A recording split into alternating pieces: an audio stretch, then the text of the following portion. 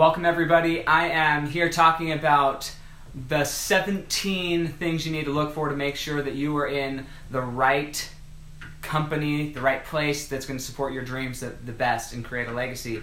And the first question that I want to address is, does what you're doing currently make a massive difference in the lives of others? Now, to help you further understand that question, I'm going to give you a little bit of backstory about what I originally wanted to do, kind of where I ended up, and then ask yourself, is this making a massive difference in the lives of others? So for me, when I started going to college, my first intention was to be a psychologist. And as I got into the psychology world and started learning more about the different areas of psychology, then I kind of shifted and went into the neuropsychology field, and I wanted to learn more about the chemical makeup that creates how our brain is structured. In psychology, it's very much based on or the belief and the study of action and how we're acting, what makes us act the ways we do, whether it was from a nurture or nature perspective, and trying to blend the two and find out which is more valuable, which is more important in somebody's childhood. What I found was that there was a huge chemical impact to where somebody would grow up, the types of things that they were eating, the types of things that was in their water, their food, things of that nature, and even the air around them. And that was all interesting, but still I found that it was really hard to impact, although it's good research, although it needs to be done, and although we need people to be able to help and repair, we'll say, psychologically, those who have fallen prey to maybe some bad diets or bad chemical environments and thus are acting out in ways that in our society we don't think are great ways to act out. Although that's important, I didn't feel like I would have the massive impact that I wanted in society.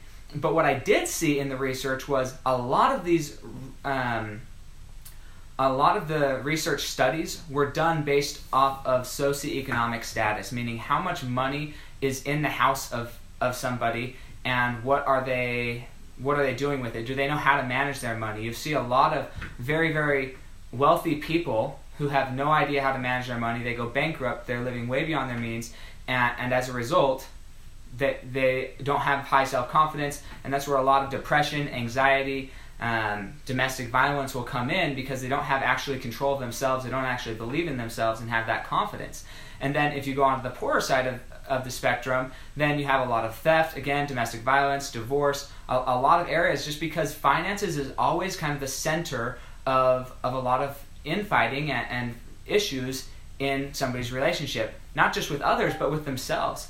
If you think about with yourself, where do you gain the most confidence from? And confidence is really created and engendered and grows from keeping commitments to yourself and understanding that you're in control of your life. Well, from a financial perspective, a lot of people are simply out of control. I sit down with many, many people, and they honestly tell me they don't even open their bank statements. They don't even look at their bank accounts. When you ask the husband says the wife takes care of it. When you ask the wife, she says, I don't know, the husband just makes the money and we just spend it, and that's kind of the extent of their money knowledge. And it's not because they want it to be that way. It's because they're actually scared to confront the way that they're living their life financially. And that in the research was showing up in tons of social issues that as a psychologist I would have been trained to help somebody process through and kind of get over it, potentially have to refer them to some drugs to help them minimize their anxiety, depression, whatever. But ultimately I didn't feel like it would be a great fix to the problem. So from that experience, I shifted into something that I felt would be able to have a much more massive impact. I'd be able to reach a lot more people. Rather than trying to repair damage, I could just prevent it, right? And so for me, I chose to go into the financial industry. That doesn't mean everybody needs to go into the financial industry.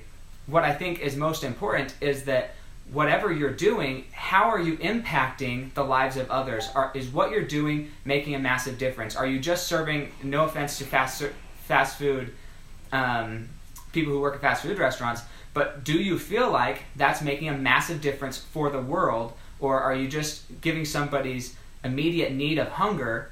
Because that's important. It's not saying that's not important. Selling houses, that's not saying that's not important.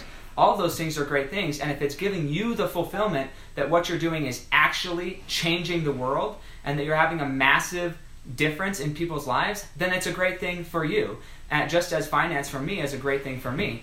But I would challenge you to think, if you can't answer an emphatic yes to these 17 questions I'm going to be presenting to you, then I think maybe start looking around for what would give you that emphatic yes, what would give you that complete wholeness and oneness, that what you're doing in life, that when you wake up, you have an immense purpose and you're going out driven, excited, like that feeling you get on Christmas Eve where you just can't wake up. I mean, you can't wait to wake up the next morning, and ultimately you probably only sleep like an hour because you're so excited to go out and do and be part of that experience Christmas morning with your family. Well, if you're not having that feeling at least once a month for what you're doing for work, then I would say maybe start thinking about what could I be doing differently? What would bring me more passion, more fulfillment in my life?